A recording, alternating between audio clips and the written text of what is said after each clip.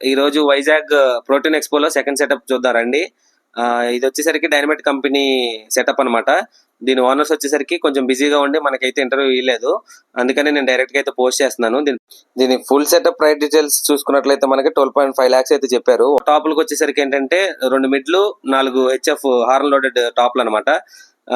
కింద వచ్చేసరికి మనకి డైనమైట్ 4 లేయర్ స్పీకర్లు అయితే యూజ్ చేశారు. మొత్తం డైనమైట్ ప్రోడక్ట్ అయితే యూజ్ చేశారు అనమాట.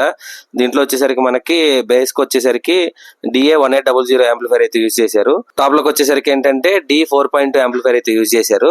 క్రాస్ ఓవర్ కూడా అయితే డైనమైట్ దే.